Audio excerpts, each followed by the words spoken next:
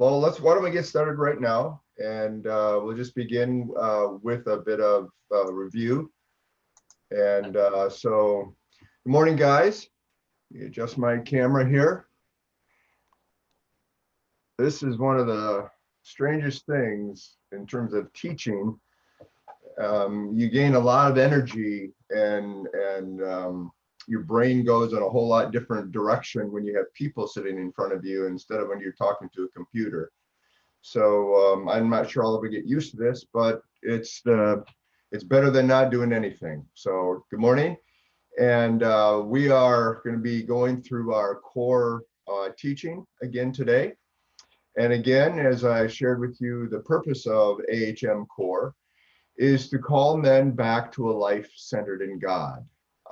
That's how God created us to exist in this world, to live centered around Him. Unfortunately, ever since the fall in Genesis 3, we and our culture have encouraged us to live with self at the center. And when self is at the center and everything revolves around that, then we interpret everything in light of our own sense of self. What we want to do is begin to switch that around. And as you see here on the on your screen, we not only understand everything in terms of ourselves, we give it our own meaning, our own purpose, our own reason for existence. We also begin to revolve God around ourselves, and God and everything else exists for us and our purposes and our meaning. And God becomes trivialized, it becomes a vending machine. We use Him for our own purposes. And what we're saying is this is out of alignment, this is out of orbit from how God created everything to exist. And what we're saying is that God created us to revolve around Him. He is the center around which everything revolves and therefore has meaning and purpose and significance. And so this is the purpose of AHM, to call us back to a life centered in God. And that's a lifetime kind of growth to move in that direction. Doesn't happen overnight. Now the series, as you know, consists of two parts. First part, who men are. The second part, what men are for.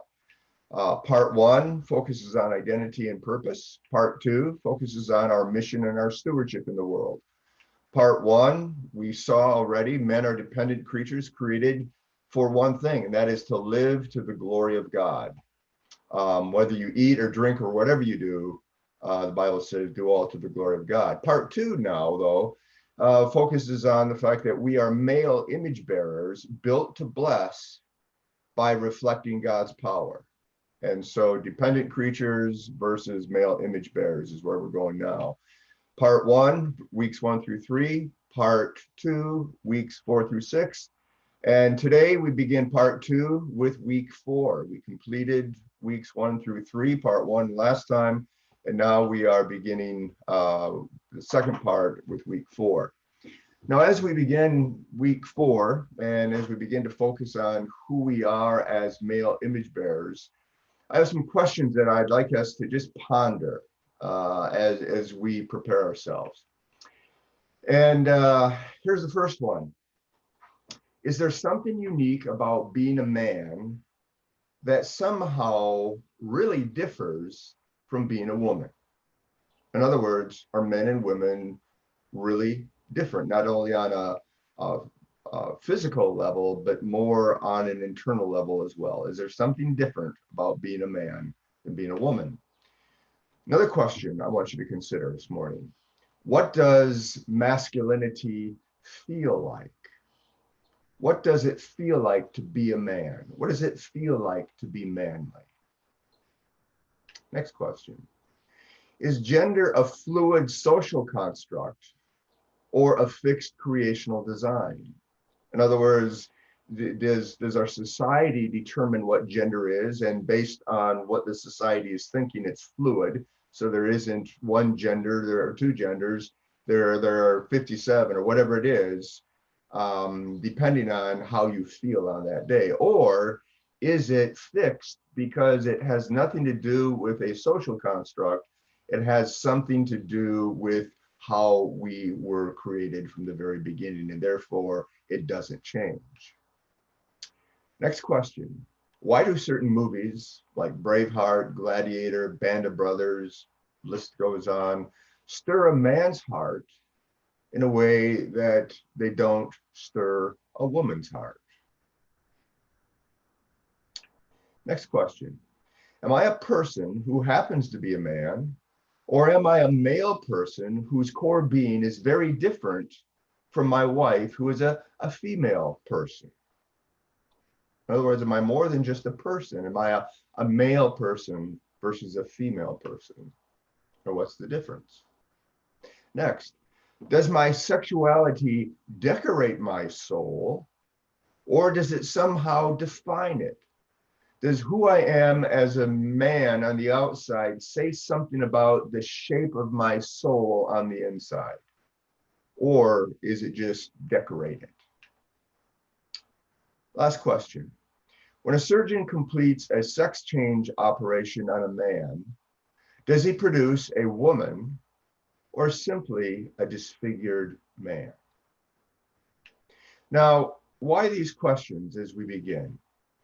Well, what I want you to see is how we answer these questions will be largely determined by what our life is centered in and centered around.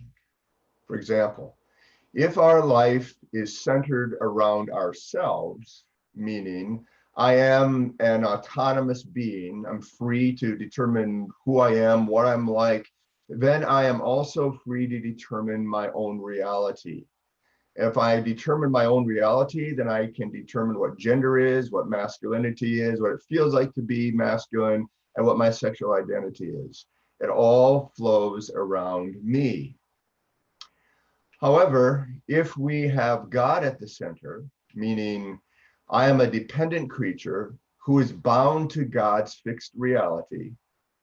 In other words, there is an objective reality and God has said it and I cannot change it. I can only align myself with it. And if that's the case, if that's how reality is, then how I see gender and masculinity and sexual identity will be influenced in a completely different way. So how we answer these questions will be largely determined by what our life is centered in, because what our life is centered in becomes the source of our authority for saying, this is what gender is, this is what masculinity is, this is what our sexual identity is, okay? So those are the reason for those questions. So as we now begin to move on, where are we going with all this? Well, week 4, which is today, we're going to look at the design of the masculine soul. Next week, we're going to look at the state of the masculine soul. Week 1 or week 4, men are built to bless. Week 5, men are confused and afraid.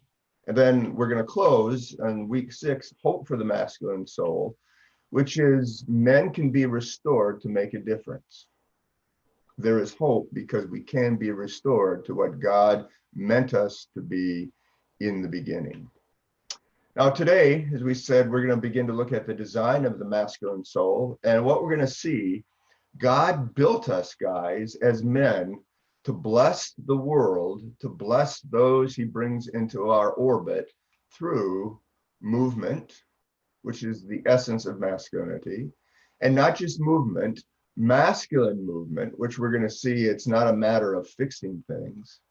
And then thirdly, it's not just masculine movement, but it's good masculine movement, because you can have movement that's not masculine, you can have masculine movement that's not good. So we want to know what is good masculine movement, and what we're going to see, it's displaying the heart of a warrior poet. Well, with that in mind, let's look first of all then at movement, the essence of masculinity, the essence of the masculine soul. Let's make an observation here. If you think about it, there is something in us as men that loves movement. Would you agree? There's something in you and I as men that really loves movement. We love action. For example, you know why they have school recess? for kids? Because boys, more than girls, are full of wiggles. And so they get the wiggles out of the boys in the classroom by giving them recess. And what do boys do for recess? Well, they run around and do things. In other words, even at the earliest levels, men love movement.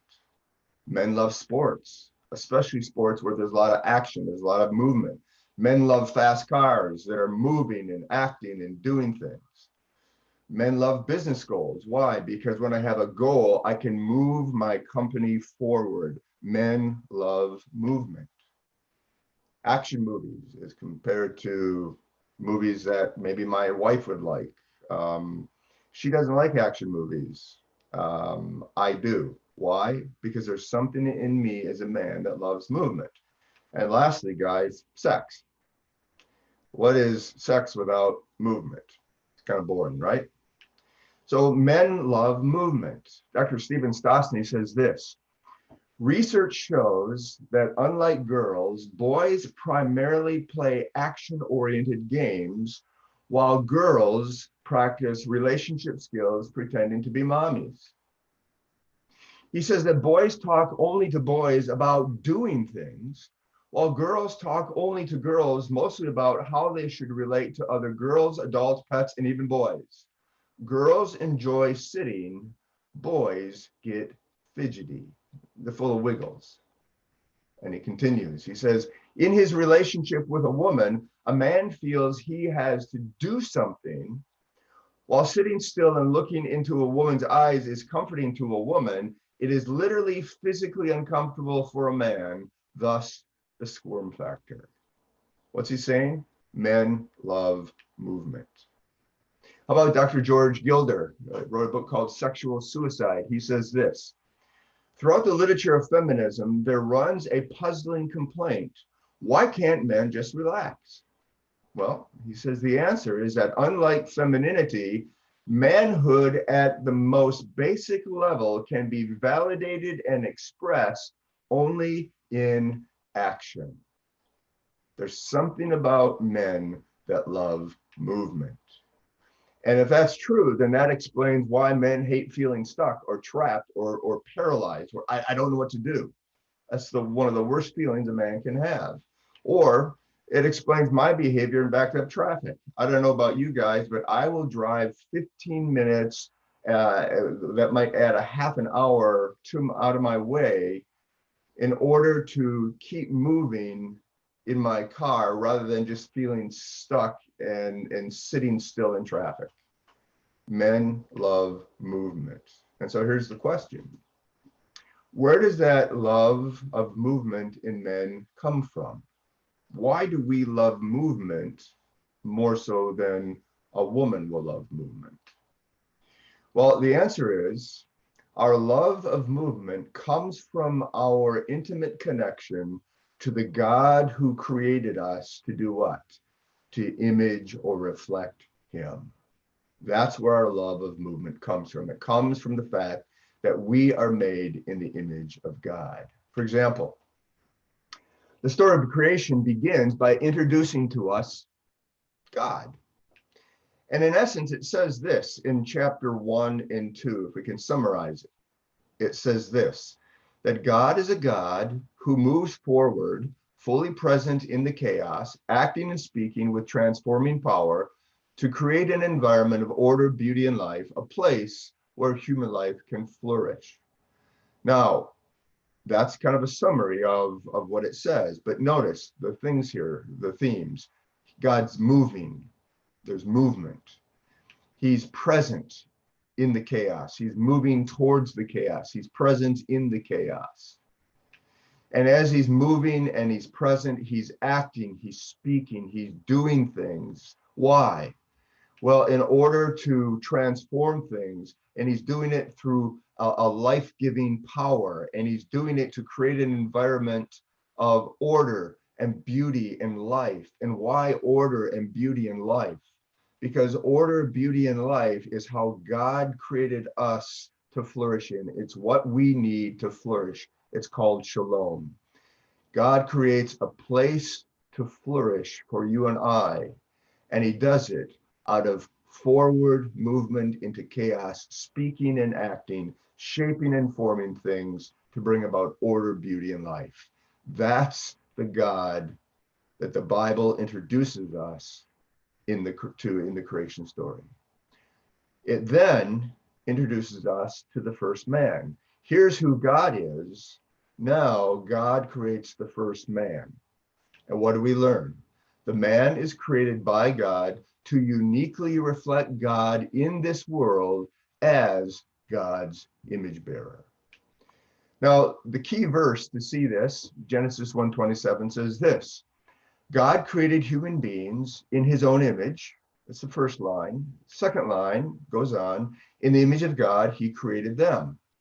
Now, notice in the first line and the second line, it says the same things, except it reverses the order. You see that? God created human beings. He created them in his own image, in the image of God. It's saying the same thing, except he reverses order. This in the Hebrew is called chiastic parallelism. It's a form of writing where you say the same thing, but you switch it around, and that X is, they call it chiastic, the Greek letter chi, it looks like an X, CH, looks like an X, it forms that, and so it's called chiastic parallelism. Saying the same thing, but reversing the first and the second sentences. Now, he goes on to say this: God created human beings in his image of God, he created them, male and female, he created them. Now notice, line 2 and line 3. Line 2, he created them. Line 3, he created them. Saying the same thing, but now they're both at the end. Now watch, in the image of God, male and female. Now, what this is this is called not chiastic but it's called parallel poetry. It's saying the same thing, but in the second and third line, it's not reversing order, it's maintaining the same order, but it's using a different phrase to describe the same thing. In other words, what he's saying here is this: all people are created to reflect and represent God in the world as image bearers. Everybody, every human being was created to reflect and represent God in this world, to his world, as image bearers. But what I also want you to see is this: God designed two kinds of image bearers. It's not just an image bearer who happens to be male or female. There are two different kinds: a male image bearer and a female image bearer. And what we learn here is this: men and women are gendered image bearers, created to reflect God and represent God equally in the world, but designed through their maleness and femaleness to reflect him differently. We reflect God equally, but differently as male and female image bearers.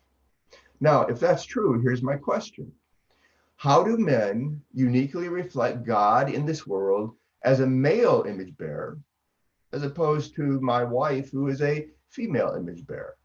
What makes my reflection of God in this world as a man unique and different from my woman, or from my wife's, who is a woman? Well, the answer to that is this: men were made to reflect God through their divinely prescribed functions. There are certain ways God has called us to exist in this world, certain roles, certain jobs that he's given us to do. And he has given us to do those jobs. He's fit us for the job. And as we reflect him, as we do the job, we are reflecting something about the God who created us. Now, let me show you what I mean. For example, the creation story spells out 3 different ways men are to function in this world that a woman isn't said to be called to function in. Okay, 3 different ways. First, it says that men are in Genesis 1:27 and then 2:19. It says in essence that men are adventurers and ambassadors who expand the goodness of God, shalom, order, beauty, and life, out into the world and then to rule over it. They are to care for the world. They are to care for the world as an ambassador of God on God's behalf. We represent God's authority in the world, but we move out and we represent God as we move out. We expand his goodness. Second, Genesis 2:15 says that men are uniquely created to be providers and protectors of God's social order, of God's creational beauty, of God's the things that God has done for human flourishing. In other words, we protect and we provide and we maintain God's shalom of order, beauty, and life. That's how we are to function in this world. Now, what that looks like specifically, it's going to be different for every man, but we are meant to be providers and protectors. We are adventurers, ambassadors. And thirdly, Genesis 2:16 and 17, we are leaders and preservers of God's centrality in the world through the remembering of God's word. Now, the word remembering, I have in quotes. The word remember in Hebrew is zakar. That's also the same word for male. Male and the word remember both share the same word, zakar. In other words, men were made to remember. And what we see in Genesis is that men were made to remember the word of God. This is how you live in God's world. You can eat from any of these trees, but here's the one prohibition. The man was made to hear that. God told him that, and man's job was then to remember that way of living in the world and to communicate that to his family, to his community, to his world. Adam failed because Adam failed to remember and to tell Eve, listen, this isn't what God has said we can do. This is a self-serving way. This is not a God-centered way to live. So we are leaders and preservers. We are protectors and providers. We are adventurers and ambassadors. That's how we are to function as men in this world. And in each case, it's a unique function. Now, I want you to note something.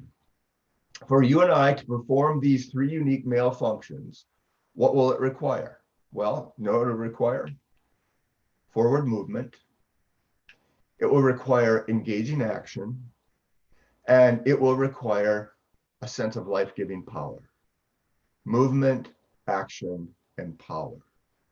That's what it's going to require for us to perform those functions.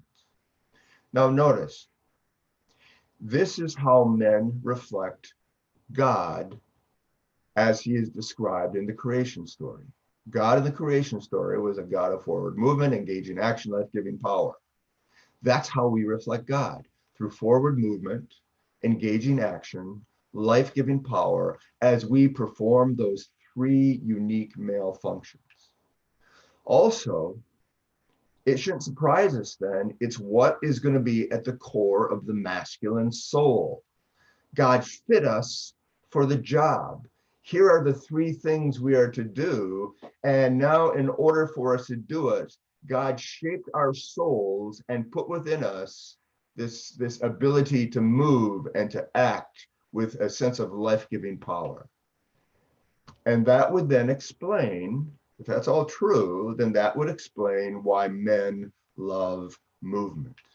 Men love movement because movement is the essence of the masculine soul. Okay? Second,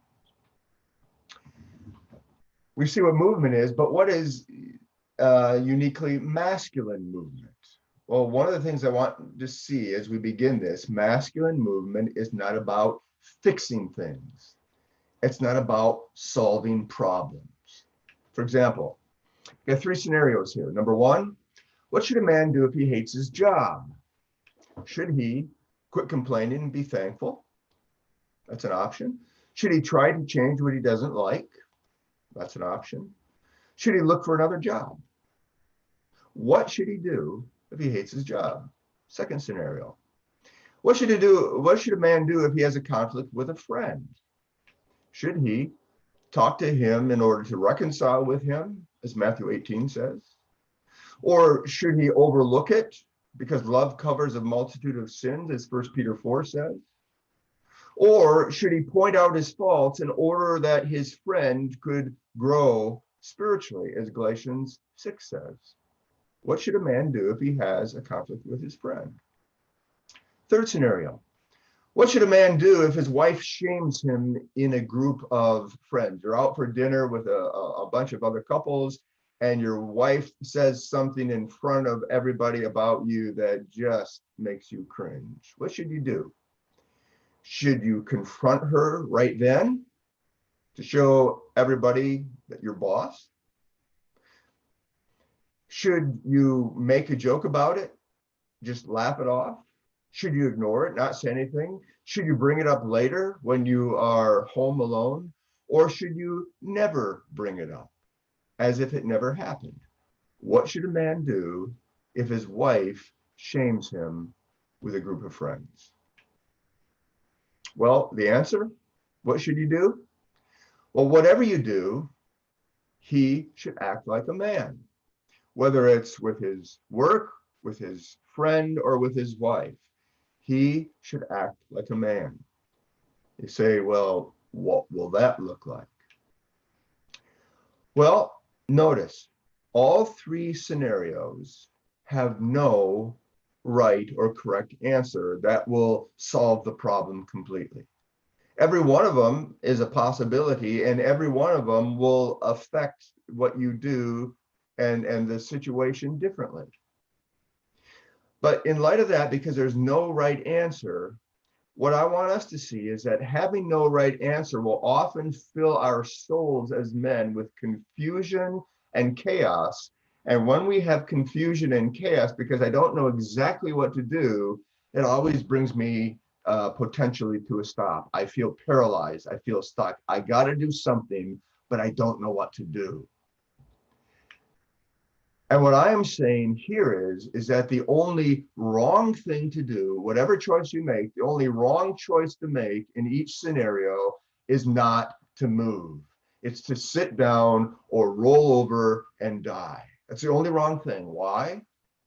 Well, because as male image bearers, we were designed to deal with chaos just as God dealt with chaos in Genesis chapter 1 and 2. And he dealt with it not as a problem to be fixed by finding right answers, but rather God dealt with it as something to be entered into through forward movement. Now, I want you to note something. To move like God moves in the world, with that forward movement of power and action and speaking, a man must accept two core realities about life. There are two things that you and I need to embrace, even though we may not like it. There are two things we need to embrace about reality, and that is this: life is chaotic. There are no formulas to manage it. And I would say if there's ever been a time where we recognize that life is chaotic and there's nothing that we can do to manage it, it's right now. All that attempt to manage the chaos produces what? Frustration, anger, fear, pressure. Life is chaotic. And because it's chaotic, and we are small, we're dependent creatures, there are no formulas that we can come up with to solve the problems and to manage life. Second thing, life is not only chaotic, but life is transcendent. And by that, I mean that there is something bigger going on around us that we cannot see. Something happening much bigger that is mysterious in nature. And what we're saying is that when we accept these two core realities about life, that it's both chaotic and transcendent, we will then begin to see that masculine movement is not about finding right answers and solving problems. It's not about going into things to fix things. Rather, it's about entering into the chaos and asking bigger questions for which we know there are no real answers. Why? Because life is chaotic and life is transcendent. Now, what do I mean by that? For example, if a man's movement is about finding answers and solving problems, in other words, if we as men move forward, but we're moving into chaos in order to fix it, in order to solve problems, in order to find the answer to what's broken so that we can repair it. If that's what we're about, and there are some things you do move into. If your car is not working, well, then you do look to solve the problem. But the bigger things of life, the more important things of life, there are no ultimate answers and solutions, as those three scenarios showed. But if that's what we move, that's what our movement is about, finding answers and solving problems, then what will happen? Well, that man will use people, he'll step on people, and he'll become critical of anyone when they fail him or when they create more problems for him. Second, he will become resentful towards anything that gets in his way of solving problems, or anything, like I said, that adds more problems that he has to solve. Not only did I get this done, but now you're giving me more. He'll become resentful towards any event, towards any person that does that. Third, he will trivialize God. He will use God. He will demand that God come through for him. And when God doesn't come through because he's put in the correct change in his vending machine God, he'll get angry because God did not cooperate.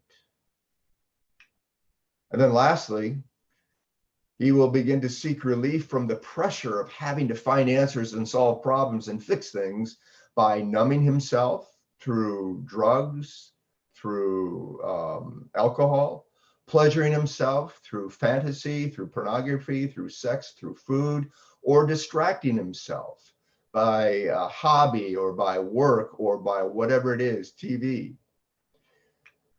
And what I want you to see, when a man's movement is about finding answers and solving problems, and all these things begin to happen as a result, this becomes a recipe for toxic masculinity. And what is toxic masculinity?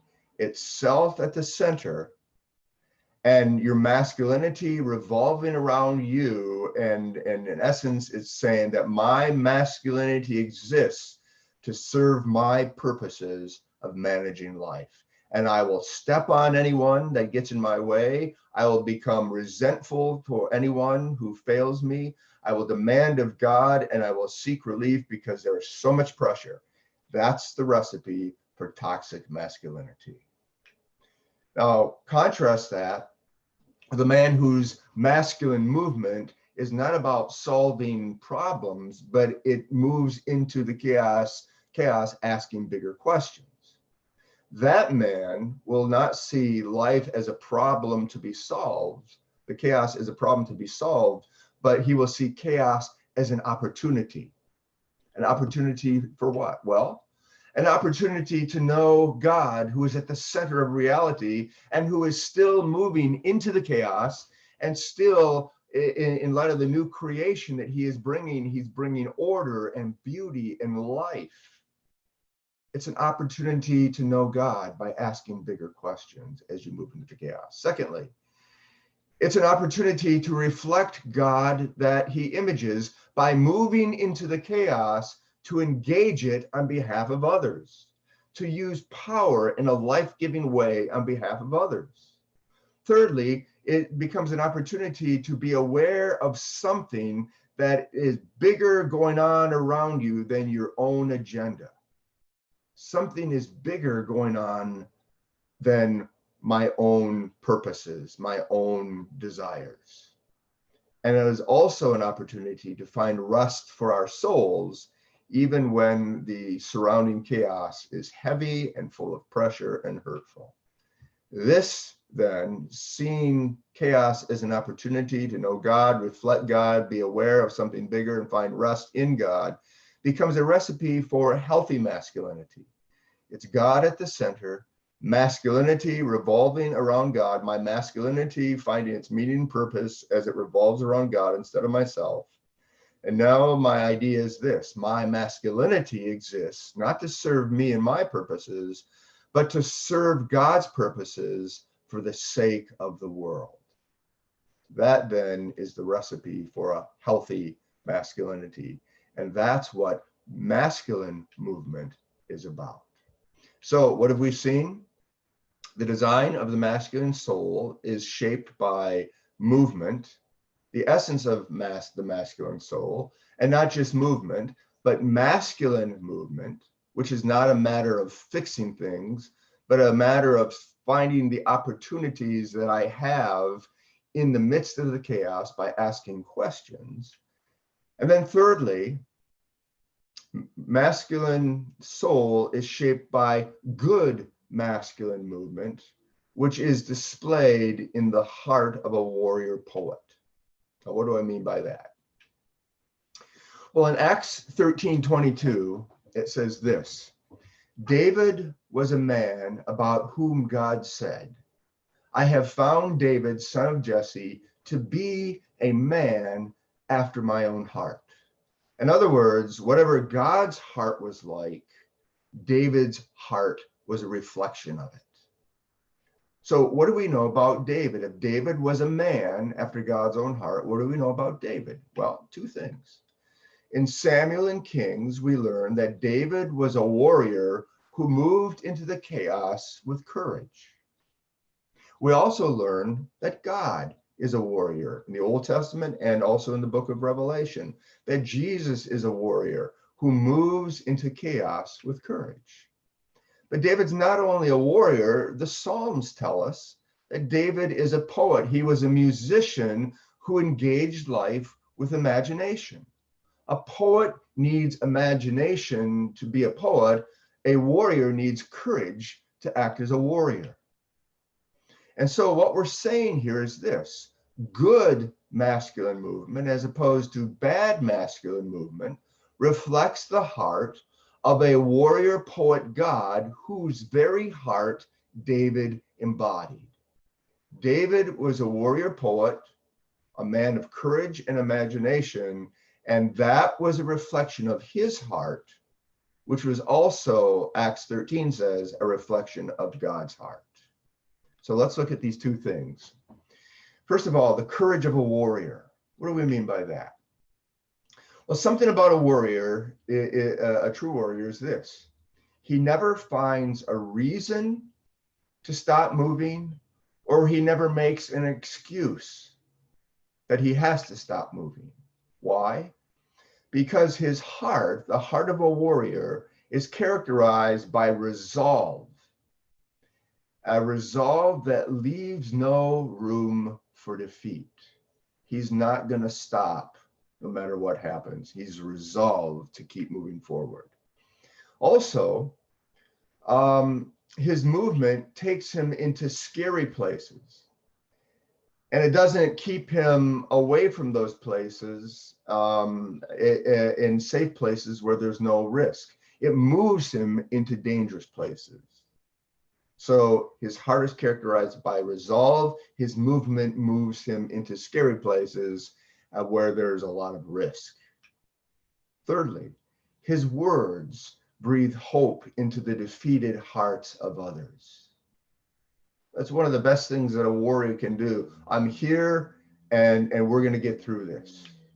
One of the things that I always will tell my family, my kids, my wife is this: I don't know what I will do, but I'll do something. There's a lot of things we could do, and I have no idea right now. We're going to have to think about this, but I know this: I'm not going to roll over and die. I'm not going to give up. I have a resolve to keep going on your behalf. And guys, that breathes hope into the life of your wife, into the life of your kids. I don't know what we'll do, but know this: I will do something. It gives people security. Now, what is this courage then? If a warrior is characterized by courage, what is courage? Well, courage, again, revolves around movement.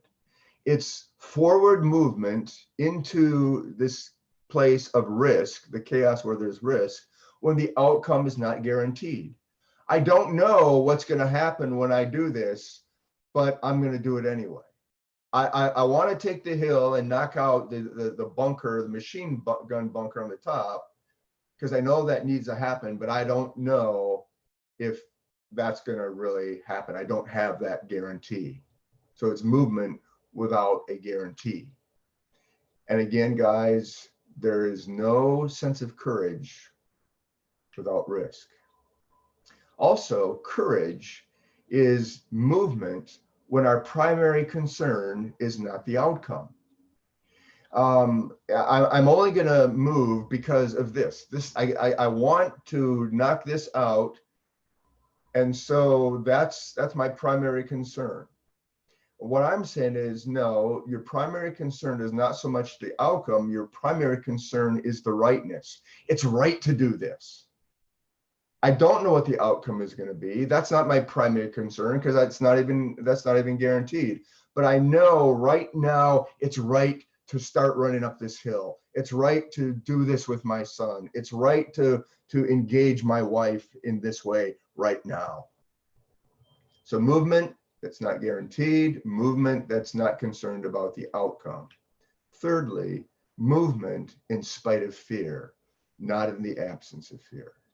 You're never going to have courage, movement into scary, risky places without having fear. It's impossible.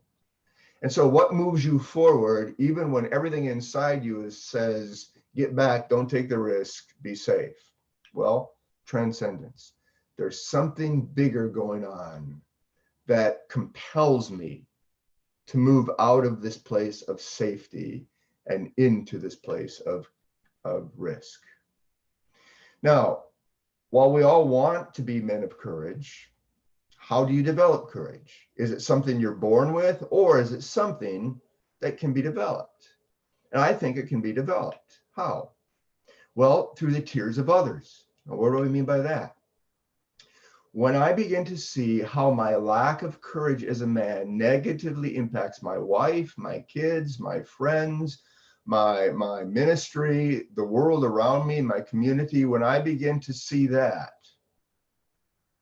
I don't like that. And it begins to motivate me to begin to get up and move forward. Also, the necessity of the moment can develop courage in a man. What do I mean by that? When I, as a man, recognize that if I don't move, then nothing good is going to happen. Okay? If I don't move forward, nothing good is going to happen. This machine gunner is going to continue to mow everybody down. Thirdly, a sense of transcendence again. When I realize that it's worth moving because movement is about a part of being something bigger. It's more than just moving. It's about who I am, and it's what I am about as a man. It's about something bigger than just me. So courage is developed like that. But there are obstacles to courage, developing courage, just as there are ways to develop courage. What are some of those obstacles? 2 obstacles. A man who's given too much help from others. Now, a boy that never had to risk is never going to develop courage. That's going to be an obstacle. A man who never has to risk, it's going to create an obstacle for developing courage. Also, if you have been as a boy or are currently discouraged from taking risks, don't do that. It's not safe. That's crazy. Don't do that. That will be an obstacle to developing courage. And also always encouraged to play it safe. My dad always encouraged me to play it safe. He never encouraged me to take risks. Oh, why was that? Well, because my dad always played it safe. My dad never took a risk. And that brings us to the second obstacle. A man with poor examples from older men. That will be an obstacle to your developing courage and my developing courage if the older men in our lives were never men of courage themselves. They were men who never took risks. They were men who always played it safe, or they were men who only lived for themselves and everything else revolved around them. So the courage of a warrior is good masculine movement. When you move forward with that kind of courage. Second part of good masculine movement is the imagination of a poet. Now, what is a poet? A poet doesn't see life with his physical eyes, but through eyes of faith, through eyes of imagination. For example, a man's faith opens him to the reality of an unseen world. Hebrews 11 says there's something more going on and in this world that God is up to, and faith opens us, it gives us eyes to see the unseen world and movement of God. Our faith then, again, as I said, gives us this imagination to imagine what God might be up to, and then to have those categories to begin to look, to tune into the mysterious presence of this unseen world. It's there and it's present, and our imagination and our faith help us to tune into what God is up to. And then a poet's intuition. There's something in a poet that he lives by his gut. It gives him a sense of how to move and when to move in rhythm with the unseen world. The unseen world is moving forward and it's breaking into our world. The Bible tells us this new creation. And a poet, his faith and his imagination and his intuition help him to not only see it and to be aware of its presence, but to align himself with it and to move in rhythm with the rhythm of this unseen world. Now, let me just say a little bit about not just imagination, but masculine imagination. What is it? Again, just to clarify, it's living with a sense of reality that transcends my limited understanding of life, okay? There's something more going on. And this is formed by humility. When I have this sense that I know everything that's going on in life, that's pretty arrogant. But when I sense that there are things that I don't know, things that are bigger going on, that I have no clue that are going on, that is coming from a humble nature. And so masculine imagination requires humility. It also, masculine imagination is living with a sense that there's something bigger going on around me than I can see. In other words, it's open to mystery. It's open to mystery. Two movies that really speak of mystery. The Natural, by the way, I just checked, it's on Prime if you guys are interested, if you've never seen it. It's a great movie on mystery and that there's something bigger going on. And then also Lord of the Rings. Again, there's something bigger going on than we know.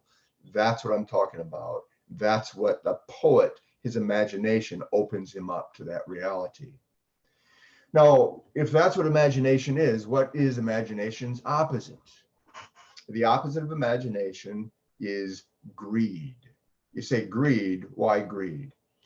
Well, imagination says there's something bigger than me out there that my life must align with, right? What does greed say? Greed says there is a hole in me that must be filled that blinds me from seeing anything beyond myself because it's all on me. All I can see is me, and therefore I can't see anything else. Imagination says, I am neither the center nor the point of life. Greed says, I am both the center and the point of life. And because my focus is now on me, I can't see anything else beyond me. That's the opposite of imagination, greed. Now, if that's the case, how then is imagination developed? It's developed in two ways: by growing in integrity. And what do I mean by integrity? Integrity is the commitment to honestly face all the longings and disappointments and hurts and desires that go on in my soul. In other words, Larry Crabb says integrity is to pretend about nothing. To pretend about nothing. I'm honest with everything in regards to what's going on inside me. C.S. Lewis puts it like this. He says, when we honestly face our disappointed longings, only then will we realize that we are built for another world. In other words, when I face everything that's going on inside of me, the longings and disappointed longings and frustrations and hurts and pains and everything that's going on inside me, when I don't pretend, it's then that I realize that I was built for something other than what is here. Now, when we come to that realization that I was built for another world, which comes through integrity, it's then that our faith kicks in. Imagination is developed by growing in integrity and secondly, growing in faith. And what is faith? Biblical faith sees God's unseen world breaking into our world in the present, in the now. What did Jesus say? Jesus says, the time has come. The kingdom of God has come near. Repent and believe the new word, the good news. There is the inbreaking of God's kingdom, this unseen world into the world. God's rule and reign is coming. Heaven and earth are coming back together because of the death and resurrection of Christ. And Jesus says, watch for it, recognize it, be aware of it. Now, what I'm saying then is this: integrity drives us to look for God's unseen world through eyes of faith. When I am willing to be honest and I see that I'm not made for this world, I'll begin to look for God's unseen world, and to look for God's unseen world requires faith. That's how we develop imagination. Now, if that's how we develop it, what are obstacles to developing it? A couple things. Materialism, which is living for what is seen. And when I live for what is seen, there will never be any sense of transcendence. Second obstacle is management. It's living for what I can control. And when I live for what I can control, then there can be no mystery. And third obstacle to imagination is superficiality. And what is superficiality? It's living for too little. It's living simply to feel good or find relief or whatever it might be. And when I am living for too little, it's then that there will be no integrity. I won't be honest about what really is going on below the surface in my heart. So materialism, management, and superficiality are things that will stop us from being poets who operate out of a sense of imagination. So what have we seen today? Well, our soul has a design. Just as our physical body has a masculine design, so our soul, our immaterial part of us, has a masculine design. It's shaped and formed with movement, which is the essence of the masculine soul. It's not just about movement, masculine movement, which is not about fixing things. And it's good masculine movement as opposed to bad masculine movement. It displays the heart of a warrior poet, courage and imagination. And what I'm saying is when you put these things together, what we find based on those functions, those three functions, what we can say is this: guys, what are men for? Men were built to bless. We exist in this world. We move in this world as men with good movement, with courage and imagination, not for ourselves, but for the purpose of glorifying God and bringing blessing to others through the creation and provision of order, beauty, and life. So here's my closing question. If we were built to bless, then why is blessing people so hard? Why is it so much easier for me to live in a way that blesses me and just kind of misses others? Why do we so often do just the opposite of blessing people if that's what we were built to do? Well, the answer, come back next Friday, week 5, and we're going to see why. And it's going to have to do with the state of the masculine soul. And what we're going to see next week is this: The state of the masculine soul, where are we as a result of Genesis 3? We were looking at Genesis 1 and 2. Genesis 3, we're going to learn this, that men today, and ever since Genesis 3, have been confused and afraid. Men are confused and afraid. Well, I hope that helps, especially in light of all what's going on, the chaos and the craziness that's going on here today in our country, in our lives, and hope God will use this to bless you. Steve, back to you.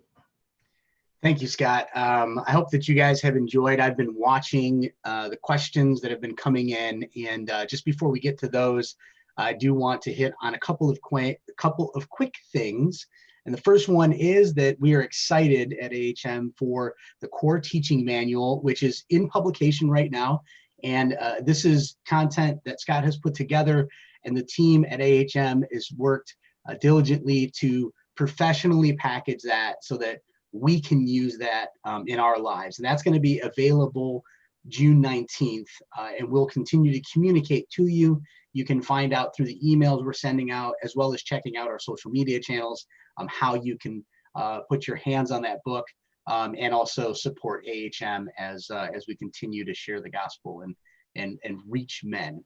And then the very last thing is just a reminder that AHM is a 501c3 organization. And what that means is that we depend upon the support of men like you who are searching and seeking what it is to live a life of purpose in this world. And so something Scott says all the time, what we support what we love, or it goes away. And that's such a true statement. So you can give at ahm4.life. That's the website. So again, it's ahm4.life. And when you go there, you can find the pathway to provide and donate to the AHM or support the AHM group. And with that, I'm going to actually jump over to the questions, Scott. There were a few of them. So let me just grab my iPad here so I can scroll through them. Actually, a few comments too, just about the depth of the material and how supportive it is and how important it is. So let's see here. There were a couple in here that were sort of themed around similar things, but one of them that I think is relevant very much to what we're talking about is, can a man be almost entirely poet or warrior, or do we need to seek a sort of perfect balance between those two? Well, whether you're going to be more of a poet or a warrior, I think, we're going to have, depending on how God has wired us in that, but I don't think it's one or the other. I think it's those are two categories for help us to think. Masculinity is about imagination. Masculinity is about movement and courage and seeing. And so those are just two categories to help put, understanding to them. And what we're going to see next time, in fact, those are good questions, because what we're going to see, a poet without warrior spirit is going to be toxic, and a warrior without a poet spirit is going to be toxic. And so we'll talk about that next time. Awesome. All right. So with that, I am going to actually close with a quick video, and then after that, we will end today's live stream. Thank you so much, everyone, for being here. Sorry that we weren't able to get to all the questions, but continue the conversation on the replay that will be available on our YouTube page. And with that, just check out this short video, and that will be the end of today's live stream. Thank you very much.